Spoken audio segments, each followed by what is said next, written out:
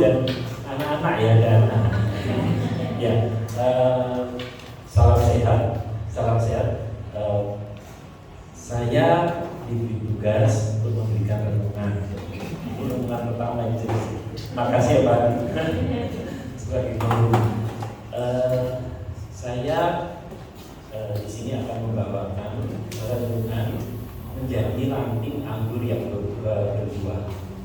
Ini diambil dari perikop hari ini. Mungkin jaga gereja pagi sudah ada mendengarkan atau mendengarkan di romo iman ya mungkin ya. Saya berikutnya. Kalau tidak kenal mungkin tidak sayang ya. Saya sebenarnya sudah kenal beberapa orang di sini. Salah satunya kami bertiga, anak saya berdua diajar oleh ibu kami ya, Bapak Celani ya, maklum ya.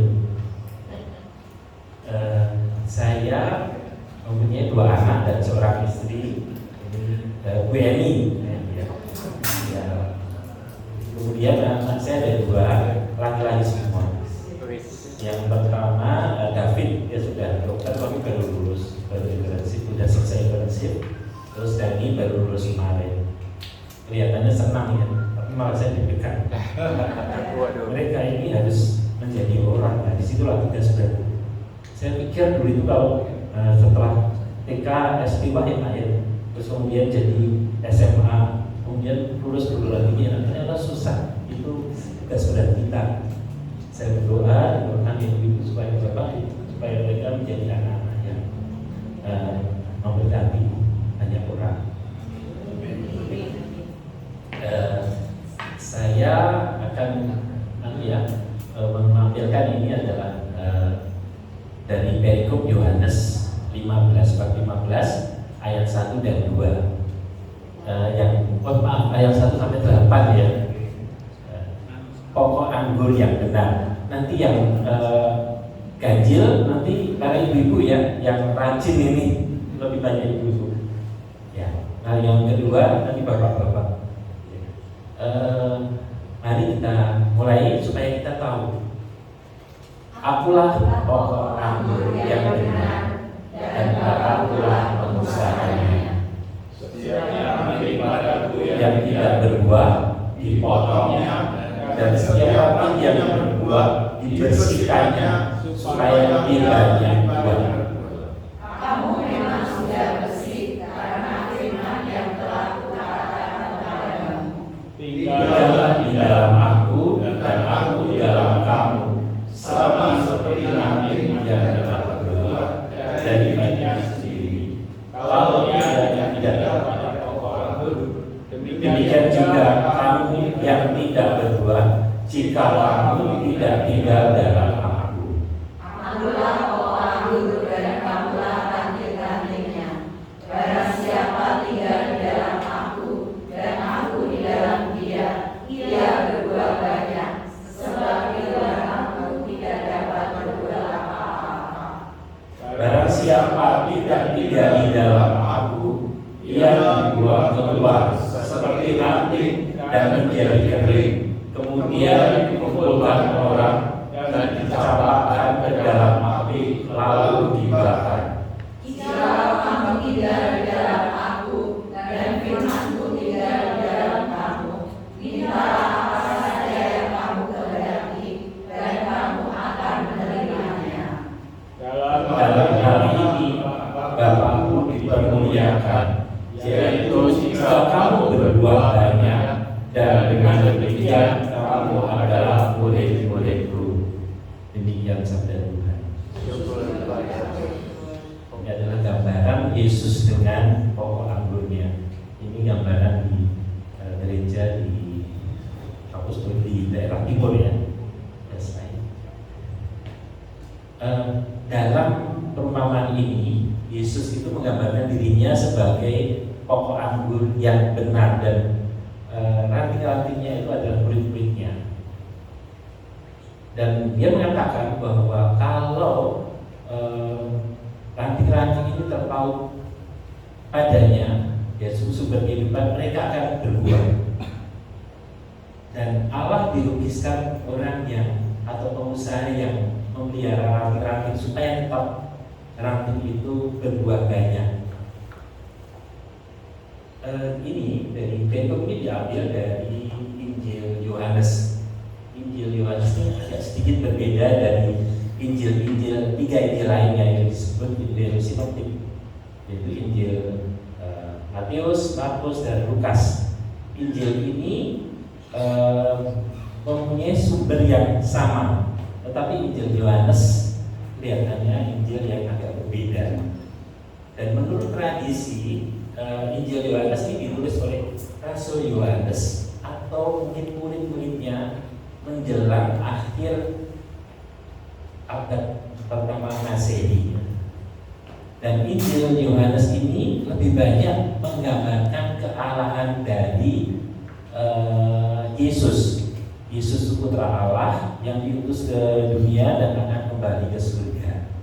Dan dia memakai lambang yang bertentangan, terang gelap, benar, dusta, hidup, dan kematian.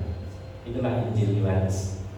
Kemudian Yesus memilih anggur. Kenapa anggur? Karena ternyata kebun anggur dan hasilnya itu mempunyai arti ekonomis, sosial, dan religius. Ekonomis, harganya mahal.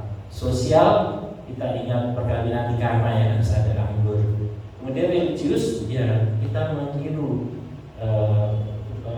para pemimpin umat di sana yang minum anggur. Dan kelihatannya anggur ini ditanam oleh orang-orang Yahudi pada saat mereka mulai tinggal di Kanaan.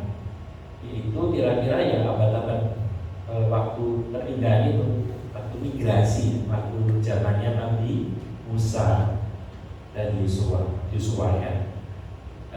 Dan anggur ini memerlukan perawatan panjang dan intensif. Jadi yang baik, perawatan yang baik. Dan cuacanya sangat baik di daerah Palestina atau daerah Israel atau di daerah dekat-dekat Mediterania. Jadi sekitar Palestina dan di atasnya lagi di Perancis ya, daerah Perancis. Karena hal ini Yesus memilih perumpamaan ini sebagai pohon anggur dan pokoknya adalah Yesus. Dan perikop ini Tuhan Yesus juga menegaskan pesan kepada para rasul bahwa hidup mereka hanya berbuah bila mereka tetap bersatu dalam pokoknya, yaitu siapa? Yaitu Yesus. Dan hanya ranting-ranting yang tetap bersatu dengan pokoknya akan tumbuh subur dan menghasilkan buah. Kalau ranting yang terpisah ya jelas akan mati. Ternyata pesan ini tidak hanya pada para rasul, juga pada kita semua. Jadi kita harus melekat pada pokok anggur, yaitu pokok Kristus, yaitu Kristus. Dan setelah kita percaya pada Kristus dan menerima pengampunan dosa pada saat kita menjadi anak Kristus, anak Tuhan, kita juga akan menerima hidup kekal dan kuasa untuk tinggal selalu di dalam Kristus. Setelah kuasa ini diberikan pada orang percaya, mereka harus tanggung jawab. Mereka tetap selamat kalau tetap tinggal di dalam Kristus. Sebagaimana ranting yang hanya hidup selama hidup dari pokok anggur yang mengalir ke dalamnya. Demikian juga orang percaya yang punya hidup Kristus, dia akan hidup Kristus selama hidup Kristus itu mengalir dan tetap tinggal di dalam Dia. Tetapi manusia adalah orang yang atau makhluk yang diberi kehendak bebas untuk menentukan hidupnya. Kita lihat dari Katekismus Gereja Katolik nomor 1730. Gereja Katolik ini mempunyai, seperti kita tahu yang mempunyai 3 pilar: kitab suci, magisterium, salah satunya ini, dan tradisi suci. KTK ini yang nomor 1730 mengatakan Allah telah menciptakan manusia sebagai makhluk berakal budi dan telah memberinya martabat seorang pribadi yang bertindak seturut kehendak sendiri dan menguasai segala perbuatannya. Allah bermaksud menyerahkan manusia kepada keputusannya sendiri, supaya ia dengan sukarela mencari penciptanya dan mengabdi kepadanya secara bebas mencapai kesempurnaan. Jadi bukan orang yang sudah wah ini jadi ini, tapi dia ada, kita diberi kehendak bebas. Untuk apa? Untuk kesempurnaan kita. Manusia itu berakal budi, dan karena ia citra Allah, diciptakan dalam kebebasan. Ia tuan atas tingkah lakunya. Berarti manusia itu punya kata bebas yang bertanggung jawab. Salah satu ajaran Bapak Gereja, Santo Agustinus mengajarkan bahwa Yesus mengumpamakan diri sebagai pokok anggur. Itu dia mengacu kepada dua, manusia dan Tuhan. Dia mengacu kodratnya sebagai manusia sehingga dia dapat bersatu dengan manusia, tetapi ia dapat memberikan hidup kepada ranting-rantingnya. Di sini Yesus mengacu kodratnya sebagai Tuhan yang ada pada dia, kuasanya ada pada dia. Tetapi supaya manusia tidak menganggap bahwa sebuah ranting menghasilkan sedikit buah dari dirinya sendiri, Yesus mengatakan, sebab tanpa aku kamu tidak dapat berbuat apa-apa. Ia tidak berkata kamu dapat berbuat sedikit aman, tetapi tidak dapat berbuat apa-apa jika tanpa Kristus. Jika ranting tidak tinggal dalam pokok anggur dan hidup dari akarnya, ia tidak dapat berbuah apapun. Kristus tidak mungkin menjadi pokok anggur kalau ia bukan manusia. Namun juga tidak mungkin memberikan rahmat pada ranting-rantingnya kalau dia bukan Tuhan. Kristus sebagai pokok anggur berharap kepada ranting-rantingnya bertumbuh menghasilkan buah. Untuk itu ranting-rantingnya yang berbuah juga dibersihkan atau dipangkas sedikit agar semakin lebih banyak berbuah. Menurut Agustinus, maksudnya di sini adalah Allah membersihkan benih-benih kejahatan dari dalam hati kita dan membuka hati kita terhadap sabdanya, menaburkan benih-benihnya dan benih-benih perintahnya, dan menantikan buah-buah kebajikan dan kesalehan. Sebab siapapun di dunia ini tidak ada yang bersih. Kenapa? Ya memang kita akan menjadi tumbuh ketidakbersihannya ya, seperti pohon-pohon anggur itu pasti dia akan beranting-ranting yang harus dibersihkan. Jadi itulah Allah membersihkan mereka. Demikian ajaran Santo Agustinus. Terus bagaimana kita ini menjadi anggur yang berbuah? Ini saya rangkum menjadi berjalan dengan Kristus. Ya, jadi ada 3 bab yang kita bicarakan.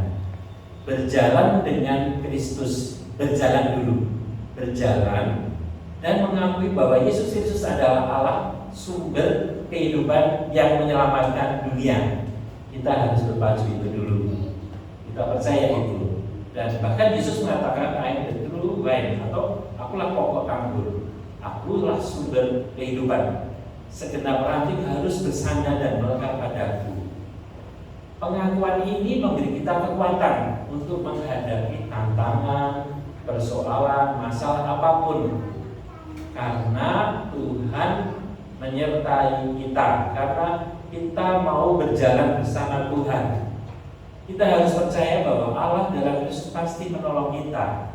Tidak bermental seperti telur yang mudah pecah, tapi bermental seperti bulan tenis yang semakin dibanting semakin melenting. Ya, jadi saya ada sedikit yang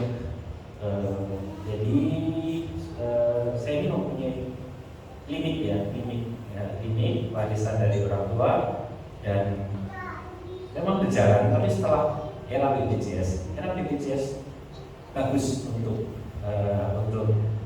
masyarakat, sangat bagus. Tapi untuk rumah sakit dan untuk dokternya berat ya dokter Ali. Jadi rumah sakit itu ya mungkin rasa tahu sekali. Jadi berat sekali bagi kita. Apalagi kalau rumah sakit kayak dokter pun udah kuat.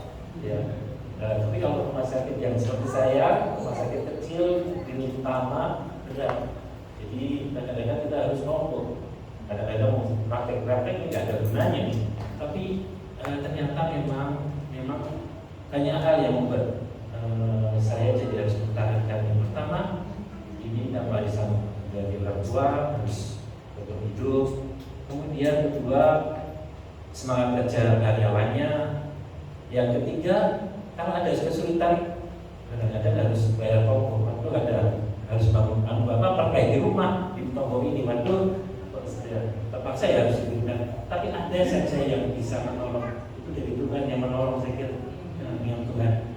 Kemudian juga kadang-kadang yang namanya perizinan pusing ya terang ya, pusing sekali. Ada macam-macam, ada yang namanya ditokas, harus sampai lupa karena saking banyaknya izinnya tuh banyak sekali. Tapi kita diberi kemudahan, ya gampang aja izinnya, padahal sudah mau telat ya jalan. Itulah mungkin pertolongan Tuhan, dan kita tetap harus maju.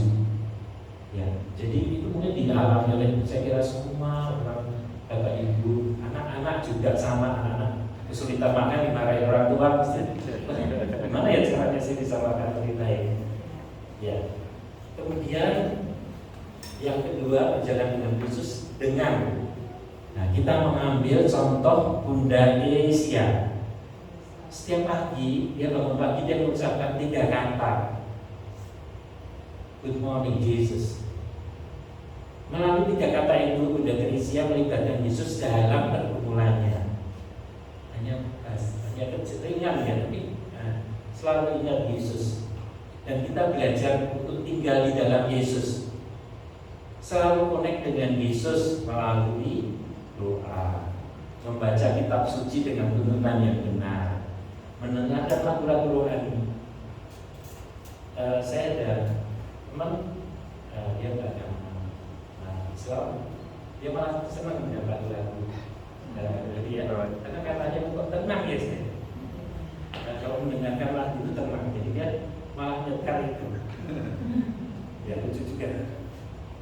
Kemudian juga aktivitas pertemuan bersama kayak ini ya dengan segala dokumen dan dinamikanya ya yang dialami tadi ya. Dinamikanya luar biasa sama yang di sini baru. Ya, jadi semuanya, tapi itu akan membuat kita menjadi sosok yang lebih belajar, naik kelas, dan juga sharing iman dan sharing doa. Kemudian saya jadi ingat waktu saya kecil, tiap minggu ayah saya itu kadang-kadang duduk di rumah di belakang gitu ya, rumah belakang. Dia bawa itu kuncinya ya kecil, yang bahasa Belanda. Kemudian dia itu selalu bercerita. Saya itu tidak tahu kalau itu kitab suci atau saya nggak akan tidur, masih kecil saya. Jadi dia bercerita tentang kata Yakub, bercerita tentang Adam dan Hawa, bercerita tentang Nabi Nuh. Senang aja Pak. Ternyata itu adalah semacam sharing iman ya, sharing iman. Jadi ternyata itu menggugah saya. Bahkan selalu bercerita, banyak cerita tentang Yakub ya. Yakub itu kan kalau kita baca awal ya, itu sangat anak mamah ya, anak mamah agak licik, tapi kok jadi namanya jadi Israel, jadi bapak bangsa. Ya, jadi ternyata orang-orang yang kita tidak bisa apa-apa ya, ternyata setelah diuji Tuhan, setelah dia berhasil dari ujian, dia luar biasa. Dan ternyata Bapak Yakub ini bisa tutup lagu ya. Jadi Bapak Yakub, bangunlah, hari sudah siang, ding dong. Tapi kadang-kadang anak-anak kalau dulu sok nakal, dipresetkan. Waduh, gimana nanti kalau ngomong nanti dimarahin. Waduh. Tapi ada yang pakai bahasa Belanda, gimana deh? Bisa nggak? Wah, ya ada sih, tapi nggak tahu, belum tahu versinya gimana loh ya. Kalau bahasa Belandanya kan Vader Jacob, slap hey no, alle Glocke leiden, ding dong. Ya, saya diajarin gitu tapi saya nggak bisa. Bisa bahasa Belanda.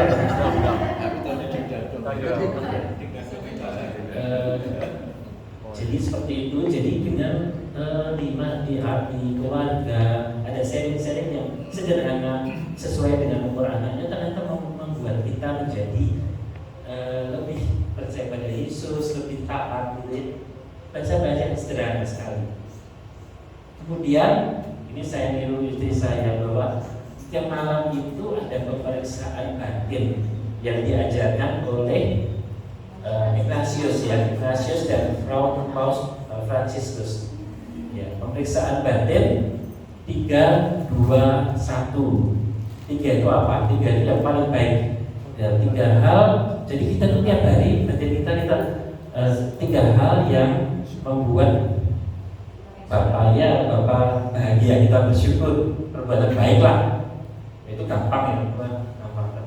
Yang dua adalah 2 hal yang membuat Allah murka atau perbuatan yang tidak baik. Dan 1 hal, besok pagi kita akan memperbaiki diri, berniat memperbaiki diri. Contoh yang 2 itu ya, contoh namanya tadi siang saya makan di kantin depan. Tuhan, saya nakal Tuhan, saya sudah makan 2 lombok. Saya 2 lombok, tapi beserta 10 tahu omsin, dan saya makan 2. Padahal mereka ibu pendiam jualnya itu kan ya cukup-cukupan ya Pak, nakal juga ini. Nah, kemudian 1 hal, besok saya akan berjanji membayar 2 kali lipat, karena saya dulu bukan Sakeus ya, Sakeus 4 kali belum kuat. Ya, gitu. Ya, jadi seperti itu. Dan problema hidup itu akan membuat kita naik kelas. Yang kelas tertinggi Bujaya lagi. Wah, sudah tinggi. Sudah Bujaya ini sudah masuk dunia putih. Kalau kita masih dunia hitam. Dan dunia yang habis rambutnya. Pak apa ya? Enggak ya? Iya.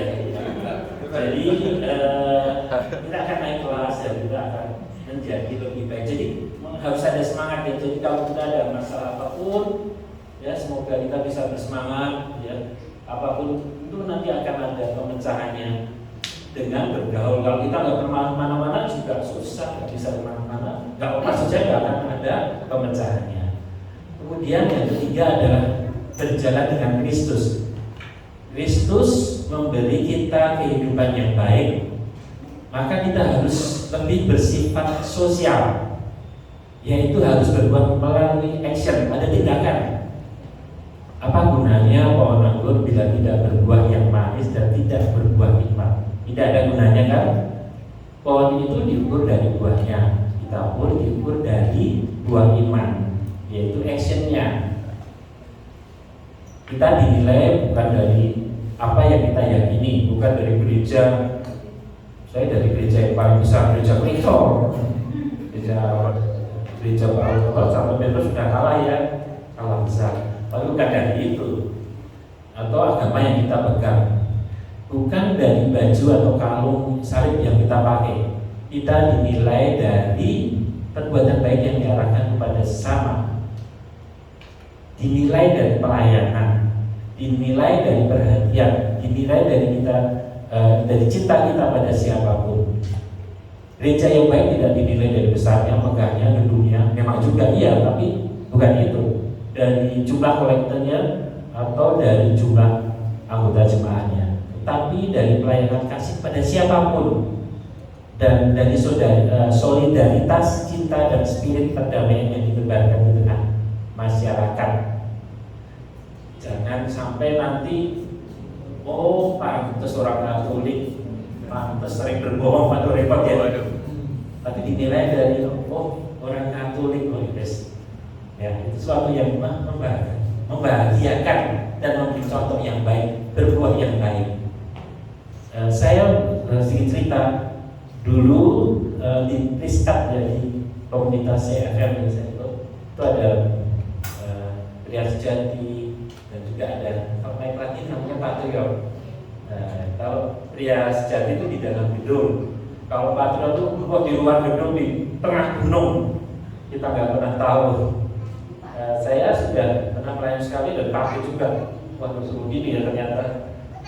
Jadi banyak hal yang tidak boleh kan ya, bisa semuanya. Pak, itu semuanya. Jadi setelah saya melayani, tentu akan setelah saya ikut ya, tentu kita diminta untuk melayani. Dan saya diminta waktu itu terharis untuk jadi tim medis. Saat itu pas saya tidak nyiapin diri. Saat itu ada orasi persalinan sampai jam 3 malam. Paginya itu saya harus jam 7 harus datang. Berarti nggak bisa tidur. Nanti kalau tidur langsung jam 3 malam lagi maunya. Jadi langsung bangun. Kemudian kan mulai jam 7 ya, acaranya macam-macam. Jam 7 sampai ternyata dibawa sampai ke gunung ya. Wah, macam-macam lah ya di gunung. Saya sebagai tim kesehatan kan kita diarahkan ke tempat-tempat yang bahaya.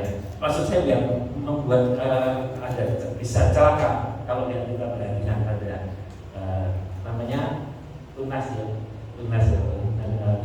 ini. Saya juga sebagai tim kesehatan harus siap ya. Ternyata tim kesehatannya sendiri yang muntah-muntah, waduh. Maka harus ditolong kan, memalukan ya sebetulnya. Yang malu gak waduh. Cuman memang harusnya saya itu mempersiapkan diri, tapi gak mempersiapkan diri. Saya pikir kuat, ternyata setelah umurnya nambah juga nggak drop, ternyata gak kuat juga ya. Terus saya nggak bisa apa-apa. Saya ditolong oleh 2 orang, satu orang dan satu lagi Pak Adi ya. Iya, Pak Adi ini nolong jalan itu sampai mungkin 500 meter lebih ya. Geret lah, lemes, nggak bisa mau dibawa ke ada posnya tuh jauh, waduh jauh sekali dan naiknya wah nggak kuat saya, naiknya luar biasa. Dan dibawa sampai ke sana, Pak Adi ngomong ini saya bawa, saya nggak enak ya masuk, karena ada tugasnya sendiri-sendiri. Akhirnya dibawa Pak Adi ngomong, saya nggak mau ninggalin, tidak meninggalkan kayak tentara, tidak akan meninggalkan temannya di medan perang. Kemudian sampai di sana, kamu masih muter-muter saja. Setelah itu dibawakan diambilin satu termos teh ya, Pak dosen. Kan muter-muter berarti dehidrasi ya, kurang cairan. Betul juga, kita juga. Terus dikasih teh manis, saya udah agak lumayan mengambilnya teh. Setelah besok saya sehat, wah ternyata jauh banget ternyata ambilnya. Luar biasa, terima kasih Pak. Itu action yang bagus. Ya, jadi action dari kita semua mesti akan diberi kesempatan untuk memberikan action pada orang lain. Kita harus ambil kesempatan ini untuk menolong sesama. Kemudian kesimpulan, tadi sudah mau selesai. Kesimpulan dari perikop ini adalah apa? Ya, Tuhan Yesus ingin umatnya bersatu dengan Dia, menyatu dengan pokok anggur yang benar, menjadi ranting yang berbuah kebajikan.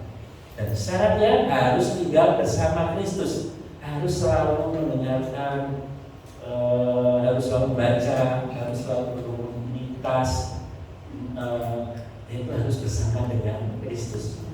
Ya, seperti inilah. Dan ranting itu selalu dibersihkan Tuhan dengan firman yang benar, dibersihkan Allah dengan firman yang benar, dan akan menghasilkan berkat kasih dan sukacita. Kemudian ada pertanyaan reflektif. Sudahkah kita menjadi ranting anggur yang berbuah selama ini? Sudahkah kita berjalan bersama Tuhan, mengandalkan Tuhan? Atau kadang-kadang mengandalkan diri sendiri saja karena saya paling pintar. Kemudian mari kita selalu berjalan dengan Tuhan supaya menjadi ranting yang berbuah kebajikan dan kesolehan.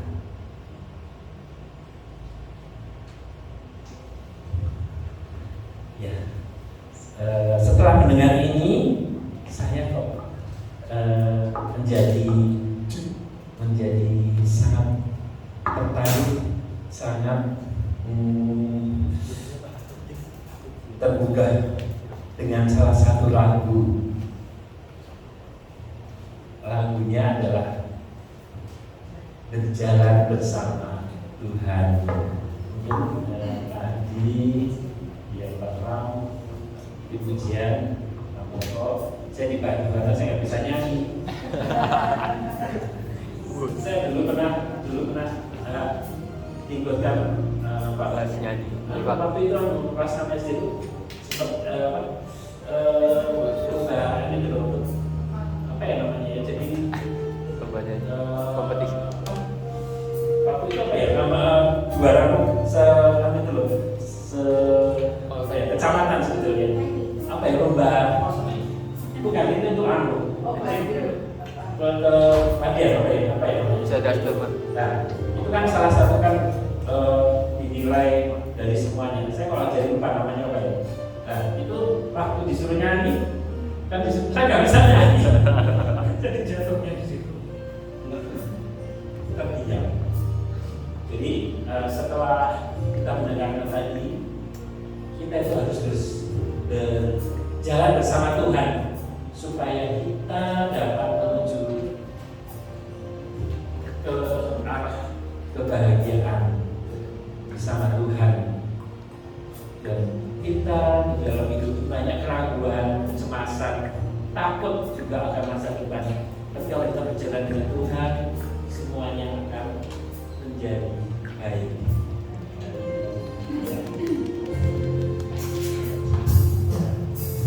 Ragu dan cemas dalam hidupku,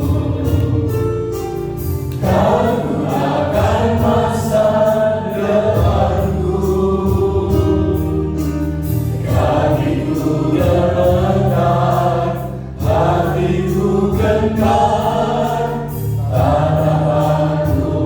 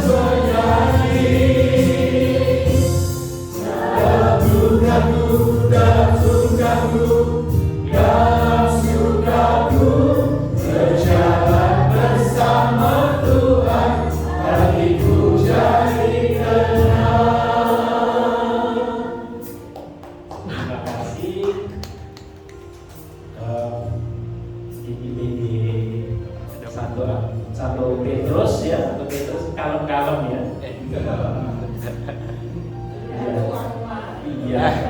Tadi pada naik taksi ya. Berkah, terima kasih. Ya. Terima kasih. Mari kita berdoa. Allah Bapa, Allah Putra dan Allah Roh Kudus yang Maha Baik. Kami berterima kasih atas firman yang kami terima. Tuhan Yesus, pokok agar kami hanya Engkau satu-satunya sumber dari kehidupan rohani. Aku mengakui bahwa seringkali kami mencoba untuk menghasilkan buah dengan kekuatan kami sendiri. Kami juga sering berpikir bahwa Engkau adalah Allah yang jauh di surga.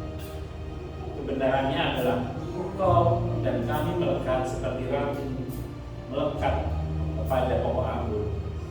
Ingatkan kami selalu akan penyertaan dan mampukan kami melaksanakan ajaran kasih. Amin. Kemuliaan kepada Bapa, Putra dan Roh Kudus pada permulaan sekarang